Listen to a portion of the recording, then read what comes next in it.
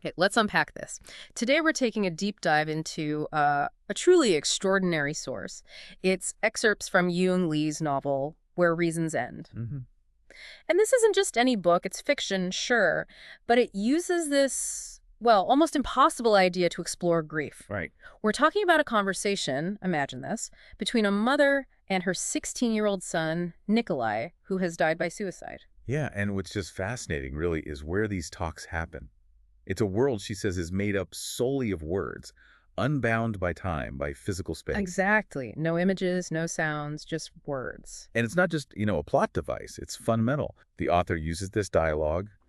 It's the very way the mother grapples with losing him. So our mission today is really to dig into that, to pull out the key insights from this really personal but also intellectually stimulating stuff. Yeah, we'll look at how language shapes how we understand things, how memory and time get all reconfigured when something, well, unspeakable happens. And what it means to connect with someone when they're not physically there anymore. Exactly. And you'll find some surprising things, I think, about grief, about words, and that bond, that really unique bond between a parent and child. So let's start with that core idea, the framework. This world made up by words, and words only. No images, no sounds. It sounds so abstract. It is abstract, but that's its power, isn't it? And it's crucial to understand he's not a ghost, not really, Hmm. or a spirit, not even a dream figure. She specifically says her dreams are too mundane, right? Too real. Yeah, too landlocked in reality. Mm. Nikolai here is just a verbal presence. And this world, it's her creation. She says this is what she's always been doing, writing stories. So it's a place where reasons end, like the title says, but somehow it still allows for connection. It defies normal reality. It really does. That's striking, what you mentioned about time. She just decides it's irrelevant. Yeah, she says, I had made time irrelevant. I could be 16 like you are, or 44. So this world is timeless and tenseless. How does that even work when grief is often tied to such a specific moment? Well, that's it, isn't it? It acknowledges that grief just doesn't follow a straight line. And their first exchange kind of sets this up. He calls her mother dear. Which she notes he only used when she wasn't paying attention before. Right. And in this word space, she imagines hanging a sign, do not let mother dear find us. It's like a new game, a different kind of hide and seek, a total shift. And then there's her description of her actual world, the physical one. She calls it a place called nowhere, with this rule. Somewhere tomorrow and somewhere yesterday, but never somewhere today. That really captures the disorientation, doesn't it? How that specific today of the trauma just vanishes. Absolutely. It forces her into this perpetual past or future. So, okay, we have this incredible word world. But what happens when you step inside? Well, the first hurdle is language itself. The language of grief. How do you even find words? Exactly. The mother really struggles with definitions, with precision. She looks up grieve from Latin gravere to burden, or explicate to unfold. And she questions that, right?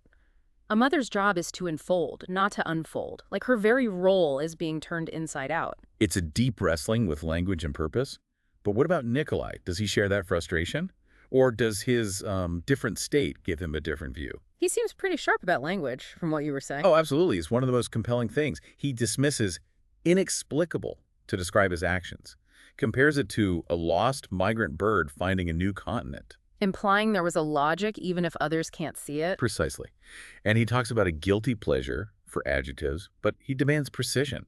He corrects her use of unfettered for memory, says it's the wrong word. And he really dislikes cliches. Hates them. He even mocks her, imitating phrases like fish out of water or scoffing at the idea that life could be saved by cliches.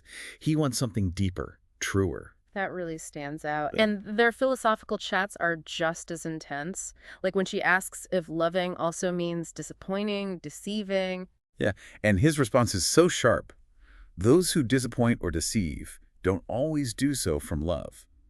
It's a subtle but really important distinction about intent. Mm-hmm. And the whole debate about adjectives versus nouns. That's fascinating. It really is. Because for the mother, adjectives feel like judgments. They fix things. Happy, sad, long, short, live, dead, Right. Very black and white almost. But Nikolai, in his fluid world, sees them differently. He says nouns are a wall, but adjectives are a window. He claims his mind has more windows. Wow. So adjectives open things up, offer perspective rather than closing them down. Exactly. It suggests a completely different way of perceiving existence, maybe, Hmm. when you're not bound by the physical. And all this struggle with words, it connects back to the idea of the unspeakable, doesn't it? It does. The mother admits there's no good language when it comes to the unspeakable, but she still believes words have power, that their shadows can reach the unspeakable. So even if words fail directly, the act of trying, of reaching with them, still matters. Absolutely. Which leads us right into how grief just warps everything, Yeah. especially our basic perceptions of time and memory. Right. Time, memory, and the shifting landscape of reality. It all becomes incredibly slippery in their conversations. Yeah, time confuses the mother. Nikolai seems waylaid by time. They even talk about deadlines linking time, space, death. Yeah. It's like his perspective has shifted, become sharper somehow. And he explicitly calls memory a fetter, a chain. Mm-hmm. He says his omniscience, this knowing he has in their word world, it does not apply retrospectively. Mhm. He doesn't remember his past life like she does. He just knows differently now. That's such a profound thought, that maybe real understanding requires letting go of the very memories we cling to. It's challenging. And you see it play out when she discusses difficult memories, like those 8 hours between dropping him off and finding out. She says it will always be unknown. Right. But Nikolai suggests maybe that's the least important thing to know, which is hard to hear if you're consumed by the why. Yeah, and there's that heartbreaking story from his middle school writing about a coat button coming undone when he was 5. Mm-hmm. The loss of newness. And she connects it to his later belief that perfection is my only way of living. Like that tiny detail foreshadowed so much. And also remembering that time on the subway, overhearing people talk about another boy's suicide, and Nikolai just silently taking in their mix of sympathy and callousness. Chilling. It really is. And even in her grief, the mother observes the world differently, watching leaves fall, thinking about O. Henry's The Last Leaf. Where the leaf symbolizes the will to live. Exactly. But for her, the falling leaves don't have that same existential significance. They're just falling. It shows how everything gets recontextualized by loss. Every symbol changes. Which brings us to dreams and delusions. The mother wants to remember dreams where he appears. But he's critical. Says her dreams are too neat, self-indulgent, even wishy-washy. While his own remembered dreams are really strange and vivid, like being a negative number trying to find his square root. Or the minivan covered in flowers that turn into an oil painting. And that phrase, don't dandelize the dandelion. What does that even mean? It's so specific and odd, almost poetic. And then his insight about delusions. He says, to live, you have to propagate delusions. Like we need these self-created fictions. He suggests having a whole garden of superlative adjectives to cope. And then the kicker, when you die, a delusion becomes reality. Think about that. He's basically saying our existence is built on these necessary delusions, and death makes them real. Our truth. It just turns coping and reality on its head. It's unsettling, definitely, but maybe also freeing in a weird way. Yeah. So how does all this start to redefine connection and self in the aftermath? Well, you see the mother's daily life change. Her routines shift. She starts reading poetry, paying super close attention to nature. Crocuses, a cardinal at the window, Steller's jays. Yeah. And she notes her previous inattention becomes attention out of disinterest. Yeah. Like she's forced to engage with the world in this raw, almost detached way. But Nikolai calls her out on it, doesn't he? He does, sharply. Accuses her of putting on such an annoying act, being dense and gormless like Winnie the Pooh. He asks her straight up, are you suffering any less? Oof.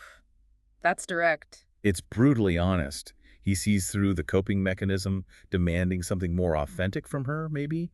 It's a kind of honesty only this strange dialogue allows. It's tough. And Nikolai also talks about his own struggle, finding a perfect enemy in myself. Mm-hmm. And he says mothers would be perfect for that role, but then tells her, you can't be that for me. It highlights how internal his battle was, something even her love couldn't reach or fix. That's incredibly painful. And the rawness continues when she says, dying is highly unnecessary too. And his response is almost clinical. People always die, sooner or later. That contrast really shows the gap between her raw emotion and his changed perspective. But she finds purpose in their talks. She describes it as giving him a life of flesh and blood all over again, but this time by words. It's a recreation, a resurrection through language, turning grief into this act of, well, profound creation. Which explains why he reacts so negatively to her idea of a memory book. Oh, completely. He calls it embarrassing, humiliating, mortifying. He asks, Why not allow the fadeable to fade? He doesn't want to be trapped in her memories, in the past. He wants his current verbal existence acknowledged. It's a real conflict between her need to hold on and his, well, his new state. And that leads to that discussion about what's truly indispensable. And Nikolai argues tangible things, nouns, are dispensable, but adjectives, feelings, descriptions, those are indispensable. Which is a radical thought when you're dealing with the very tangible loss of a person. Our experience is really more essential than things, than bodies. It reframes value completely, and they talk about that Philip Larkin poem, What Are Days For? And Nikolai's counterpoint is just, wow, days are not the only place where we live. It speaks directly to his non-physical reality, challenging her whole frame of reference. Makes you think, what would days look like in a world of just words? And the mother's analogy about parenting staking trees, but knowing children aren't trees, they don't always root. Which leads to Nikolai's absolutely heart-wrenching question. Why did you have children if you knew this might happen? It's the question hovering over so much parental love and fear. Yeah.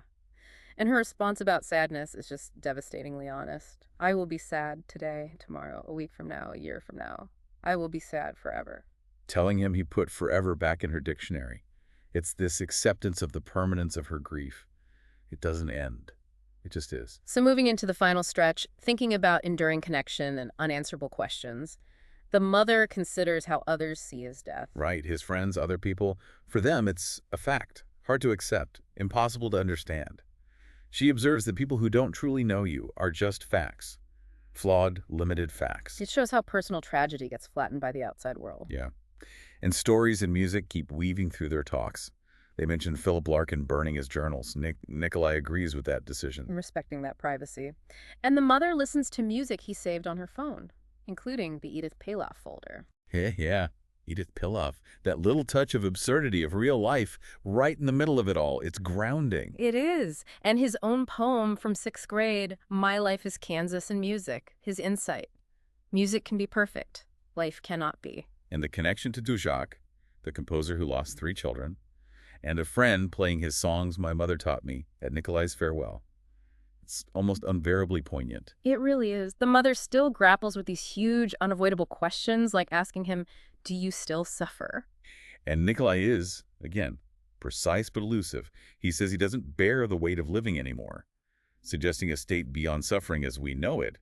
Maybe a peace we can't really grasp. And she reveals she's working on her novel again. The character lost her child to suicide at 44, just like the mother. And Nikolai's dark joke. Now people will blame me.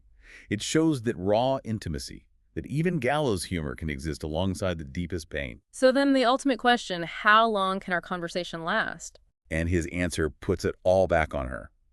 It was for you to decide. I didn't make this happen. You did. He acknowledges he's fiction now, and that where you are is there, which is also where I live. He exists because she wills him to, through her words, an extension of her love, her creativity. It's incredible. And her final thought really sums it up. One can know a person without understanding him, but I've never thought the opposite can be true too until now. Understanding without knowing. That's what this whole conversation becomes about, transcending reality through connection. Yeah. So if we zoom out, this deep dive really shows how powerful art can be when informed by deep personal experience. It lets us explore these huge themes, grief, memory, existence, in a completely unique way. And it raises a question, doesn't it, for all of us? When we face truths that feel impossible, what kinds of made-up worlds or ways of using language do you maybe create to find meaning or connection? That's a great question. So what does this all mean for you, the learner? I think it's a powerful reminder, really, that even when faced with the unspeakable, we humans, we strive. We strive to find language, to make sense, to connect. Yeah. And this deep dive into where reasons end really suggests that the conversations we have, even the ones just inside our own heads, they're what keep people and truths alive. And ultimately, maybe, that a mother's love can find ways to endure that are just, well, beyond imagination.